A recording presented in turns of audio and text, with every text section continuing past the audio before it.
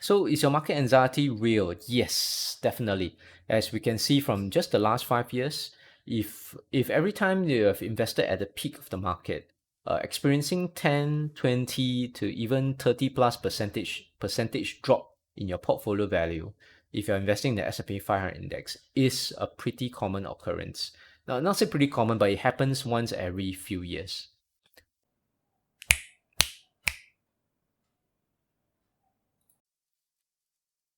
Hello and welcome to another Simple Invest video.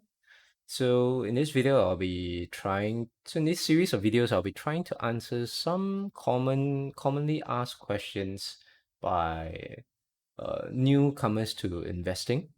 For example, one of the common questions most people probably have is that when they talk about investing, most people will ask them to invest in stocks, saying that stocks are great, or like invest in the market index, or like invest in the S&P 500 index.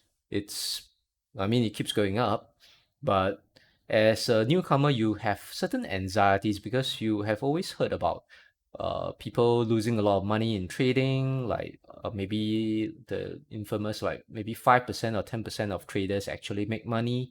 That is also a very common rumor that's floating out there. So there's no way to verify whether those rumors are true or not, but anxiety about markets is definitely real. And losing money in the markets is also definitely real as well, because I myself have lost money in the markets. So the common question now is, yes, what I'm thinking about investing in the stock market, but I have market anxiety. What should I do? Is my anxiety about the markets actually real? Will I actually lose money in the markets? So let's take a look. Let's study it. Okay, so this is just Google for S&P 500, and Google will return you this simple index, S&P 500 index. And we can look at the 5 years.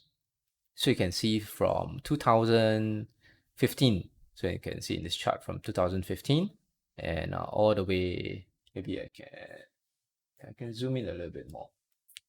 I'll zoom in maybe in the video editing software. Okay. So in the S&P 500, yeah. So let's take a calculator and calculate. Let's say if you were to invest at a certain peak, whether you'll be losing money. Okay. So let's have a calculator here. And let's see if, for example, if you have invested back in 2015, let's say you invested in 20, when the index was at a peak of 2023, right? And during the bottom, in 2016 February 1880, your investment will have probably lost money, right? So how much would this loss be realistically when you check your accounts? So 2023, if we divide by 1880, so that will be 7% additional. So that means probably a simple estimate will be maybe you've lost about 7% of your gain. Or another way of putting it would be, let's do the reverse, 1880 divided by 2023. Okay, let's have a peak, 2090. Okay, let's say you invested in when the index was 2090. Then your account would have gone to about 90%, which means, let's say you've invested $1,000. Then at this point, the lowest point, your account size would be reflecting $900. So you have lost 10%. So if this 10% loss spooks you out, then yeah, maybe investing in the markets is not for you right now, but it's something that you have to be ready for if you're investing, especially in the stock market or in the market index. So let's check out another point. Maybe we can look at another peak here. So let's say the peak here is in January 2018. Let's say you invested another $1,000 here. 2872. So let's check the bottom out. Okay, the bottom out compared with the peak. Let's say yeah, so maybe you experience the bottom here, 2588, right? So let's take 2588 divided by when the peak was 2872. So that would have been another 10% drop. So it would have been 90%. So same thing, if you invested $1,000 here, and at the bottom of the market, at this point in the near future, that means after this January, right? So after about 2 months, then you experience probably a 10% drop. So your $1,000 invested would become $900. So conversely, the more you invest, the more loss you will see. For example, if you invested $1 million, then you will have lost 100,000 because your account will have reflected 900,000 just by dropping 10%. So that is when you're investing in the stock markets, this is what we call volatility. That means swings in your market value, in your portfolio value, are the norm actually to be expected. So 10% seems to be the norm. But of course, you can see as we move on to 2018 and most recently to 2020, there are big swings in the market, big crashes and big swings. So let's say you invested in the peak here, September 2018, and your value, so it drops, so you held on as it drops to December 2018. So let's see, the bottom here is 2416. So we take 2416 divided by 2930. Let's round it up, 2930. So that would have been about a 20% drop. So conversely, if you invested about $1,000 here and you held it to the bottom here in December 2018, your portfolio value will have dropped around 20%. So if you invested $1,000 into the index and then you held it until here, you will have lost 200. That means the account value will reflect $800. So this is a 20% swing. So it seems like 20% swings are pretty common. So far, we have seen like 10% swings in your portfolio value. If you are investing in the S&P 500 index, it's pretty common.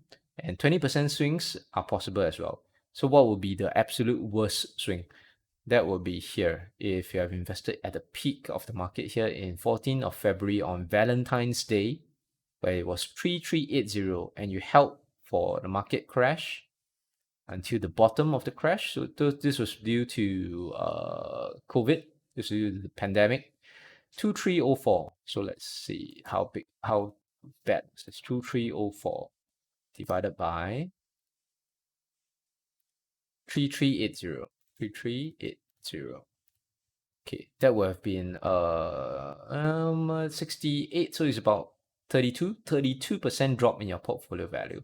So if you invested $1,000 here, if you held until the bottom here, your portfolio value will have reflected $680, a 332% drop in your portfolio value. So conversely, if you have a 1 million portfolio, if you have $1 million invested into the S&P 500 index, if you held to the bottom here, at this point, your portfolio value will have reflected 680,000. You will have lost 320,000 if for a $1 million portfolio. But of course, eventually, as you can see, the market recovered. So slowly but surely, the market did recover and it exceeded the peaks of Valentine's Day 2020. So it exceeded 3380 and we are currently at 3443. So if you have held all the way back, that means you didn't sell your portfolio and just held on to it, it will have gained back to the original value of when you've invested at the peak. So is your market anxiety real? Yes, definitely. As we can see from just the last 5 years, if every time you have invested at the peak of the market, experiencing 10, 20 to even 30 plus percentage drop in your portfolio value, if you're investing in the S&P 500 index, is a pretty common occurrence. Now, not say pretty common, but it happens once every few years. And especially, but the 38%, 32% drop as due to COVID is pretty rare because this is a pretty outstanding situation. We don't get a pandemic every few years. We get it once, maybe every few decades or maybe every century. So this is pretty rare, but obviously this kind of drops in your portfolio value are to be expected if you are planning on investing into the stock markets or the stock market indexes. As a solution, how would we make it easier for a new investor? This is what I would recommend dollar cost averaging. So dollar cost averaging is a pretty simple concept.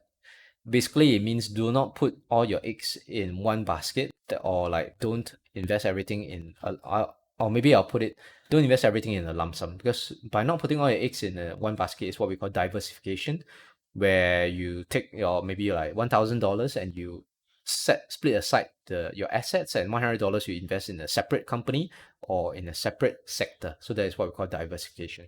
But rather, what dollar cost averaging plans to do is to lessen the impact of making bad investing, not bad investing decision, having bad timing on your investments, because you never know when is the market is peaking and when the market is at its bottom. So for a newcomer investor, you might always be investing when the market is at a peak and you don't see a lot of gains in the near future, right? For example, you invest in the peak here, and then for almost like one whole year, you have seen nothing but losses. Then if you invested in the peak in September 2018 here, then you will have seen all your portfolio will have been down for more than a year, because it's September 2018, right? Yeah. Yeah. For until July 2019, then you have seen a little bit of profit. So if you have bad timing on when you enter the markets, it can feel really bad. It can feel like your investments into the stock market index makes no money at all. So dollar cost averaging plans to so-called lessen the impact of such bad timings by having the investor invest a small amount regularly over a period of time. For example, if you buy a little bit every month, let's say in here you buy like $100, you invest $100, and then in the next month, January, you invest $100, so you bought at a lower price. And then in the next month, you invest another $100, it's at a lower price. Then next month, you invest another $100, it's bought at a higher price, and this is a higher price. Higher price is still okay, because overall you will average out the price at which you enter, and it still wouldn't be as bad as buying one whole lump sum at the highest price, maybe here, for example. And imagine you have done dollar cost averaging every month from 2015 all the way until 2017. So you have invested as the market trended up. During this period of time, let's say at the peak here, 2018 January, you will have seen that your portfolio will have grown. So you felt that, hey, I've made money. That's not too bad. And then even when the market crashed a little bit, dipped into March 2018, it is still generally higher than all the prices that you have bought in the last 2 years. So your portfolio would still be at a gain. And you have, let's say we continue buying here, dollar cost averaging, we buy on the uptrend. Every month we invest every month a small amount. So even when the market crashed here in December 2018, comparatively, you will have lost money over this period. That means lost money on your money invested during this January 2018 to September 2018 period, but you have still gained money, you have still gained profits from all your investment from October 2017 and earlier. So even at this point, the lowest point in the market here, December 2018, your portfolio would probably still reflect a gain in the portfolio. Then you still wouldn't have felt so bad. So overall, what dollar cost averaging plans to do?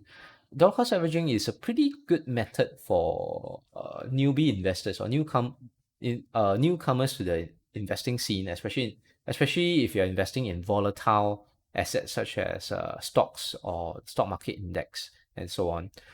It helps to smoothen out or reduces the mistake of bad timing into the markets. So if you're a newcomer into investing and you have anxiety in the markets, what I would recommend is you use dollar cost averaging. You invest a regular small amounts over a period of time, and maybe that might help you out to ease your way into the markets. So as you invest in the markets more and more using dollar cost averaging, over time, maybe you monitor the markets more, you study the markets more, you gain more experience, and feel more confident about your ability to time your investments. That means you start to develop the feel of the markets, of when the markets is low. For example, during the bottom out of the the stock market crisis during the pandemic period in March 2020, maybe you have developed a better feel for it, and you want to invest more money into the when you feel like the market is at a low, then then that will be the time when you start to branch away or deviate away from your dollar cost averaging. But that is because you have already gained more experience, you have more confidence in investing in the markets, you no longer feel the market anxiety. Yeah. So all in all, if you have anxiety about the markets, use dollar cost averaging. If you feel confident about your ability to buy low and sell high, then sure, you don't have to use dollar cost averaging. Okay, so hope that helps to answer the question of if you feel anxiety in the markets, whether if your anxiety is real as a newcomer into the stock markets. Thank you for watching and see you next time.